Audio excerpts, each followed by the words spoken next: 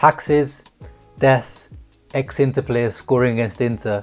3 guarantees in life. What's up guys, welcome back to the Uncle Sharma channels. Here we are for the X-Files to review Inter's 2-1 loss to Sampdoria. Awful result, awful pitch. It was a potato field out there.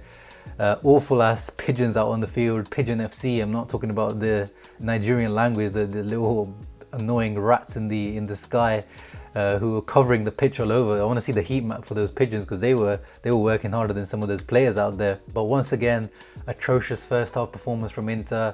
I don't know what it is, why every single match now Inter needs something to happen in the second half or the other team to score first, then they wake up. And today the same thing, 2-0 at half time. Goal from Antonio Candreva, penalty, and then Keita there, the 2 ex-Inter players punishing us as most of us would have predicted, because it's just one of those guarantees. I'm not even going to take credit for being, predicting that one, because it's just written in the stars. It wasn't a banger, it was a penalty, and it's a penalty that if you get a penalty you have to score. You can say the penalties are soft, these handballs. It felt like we were playing volleyball this match, the first half, the handballs all over the place. But Sampdoria took their penalty, whereas Inter, Alexis Sanchez fluffed his lines. Awful penalty, good save by Odero, and then Ashley Young hitting the crossbar from the follow-up, but not good enough from Alexis Sanchez. And he was my flop of the match, Alexis Sanchez. He needed to step up in the place of Romelu Lukaku, obviously, who was being rested today. Had a little bit of a niggling injury from the last match, and he did not step up. This guy, Chileans at the moment are not really flourishing at the Inter at the moment. The Alexis Sanchez Vilao connection we thought could be important in this Inter team this season, but it's not working out. Sanchez has done decently well, especially towards the end of last season, and when he's played this season against Sassuolo especially, he was man of the match probably. But today he was flop of the match, lost the ball so many times, missed a lot of chances, missed that penalty. Obviously he's probably not 100% fit because he just came back from an injury, but that's another thing to add to Sanchez. We're lucky that we didn't pay a penny to Man United for him, because if he's paid 7 million net a year, which is a lot, which I think he's just after Lukaku and Eriksen in terms of wages, so very high. He often gets injured.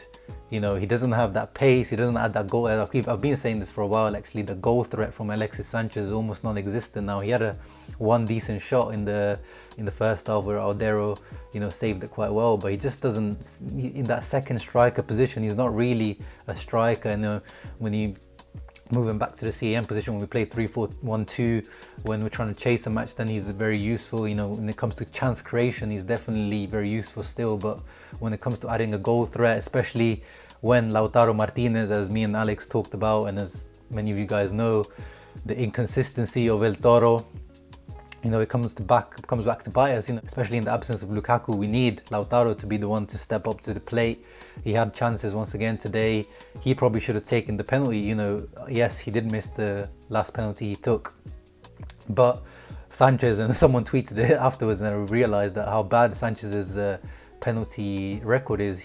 Sanchez has scored 4 out of the last 11 penalties, that's a bad penalty record. You shouldn't be taking penalties if you've got that. That's like less than 50%. So Lautaro probably should have took that, but that's one of those things that you can't the players probably decide amongst themselves. But in his performance in general was not that great, Lautaro. The pitch in general was heavy, as I said. It was an awful pitch, it wasn't great conditions. Inter really couldn't get much passing going. But Lautaro, Sanchez had their chances, and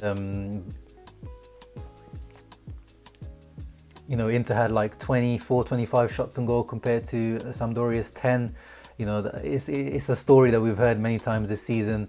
Inter creating chances, out creating the opponents, probably deserving at least a draw, but not getting the result in the end. And there's only so many times you can accept that, and it's not good enough. And Inter crumbling crucial point of the season. Those 8 wins in a row have been great until now, but today, because it was Juve and Milan playing, it looked like those players were feeling the extra pressure of having to win. Milan are this young team who are not expected to win, and even if they don't win tonight, it's fine for them, even if they lose, even if they get thrashed, But with Inter, you can feel this pressure of having to win. Everyone's saying that Conte has to deliver the title. you know, 12 million net a year, all these, you know, wages, Eriksen, Vidal, there's this extra added pressure, and you can see out there on the pitch. And in terms of man of the match for me, it was definitely Hakimi, man. Hakimi, even though today was not the match for him, you know, Sampdoria closed themselves at the back as we predicted in the pre-match, you know, 4-4-2, two banks of four, Yankto on the left, doubling up with Augello, the left back. On Hakimi, you know, not much space for him to run into, but even with that, he managed to create a few chances. He had the most dribbles completed, he got a couple of nice nutmegs. You know, he was the one that showed a bit of quality, a bit of 1v1 ability. You know, when the other team is defending deep and you're not able to create, you know, those chances that you usually are, you have to do something a bit extra, and that's what only Hakimi was doing that. So credit to Hakimi, you know, starting to perform even when the teams are closed up against him. Barella probably had one of his worst matches. You know, we can't really criticize him too much, but we do need a little bit more contribution in terms of goals and assists from Barella. He's got 4 assists, 1 goal this season, which is not too bad, but maybe we do start needing a few more goals from him. Gagliardini was pretty much non-existent today.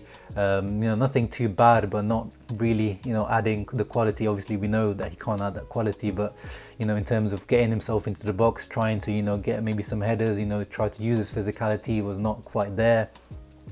The back line, not good enough as well in terms of the goals. You know, Bastoni got beat really easily for Keita Balde's goal, 1v1, but Brozovic, when Damsgaard went past him very easily as well. Handanovic, we know, once again, not good enough. I wouldn't say he was to blame for the goals, but you know, we saw out there on the other side, he was probably the man of the match alongside the Pigeons. He saved a lot of the things that you'd expect him to save. You know, the penalty wasn't great by Sanchez, but he saved it. And there was a few other saves he made from a header in the second half as well, a few shots, you know, saves that you'd expect him to make, but that's the things that even Handanovic at times is not making, and that Keita Balde goal, could he have saved that, you know? And you know, Barella, as I was saying, one of the worst matches in terms of, he also gave away the penalty, and you could see he was trying to like buy it with the ref, like saying that I hit him in the face, but as soon as he did that, when you try to, you know, accentuate it, you know, you cap him, bro, we know you're lying. But, you know, on the other side, left wing back still an issue. Young not really providing much once again. He wasn't bad defensively this time round, but offered nothing going forward.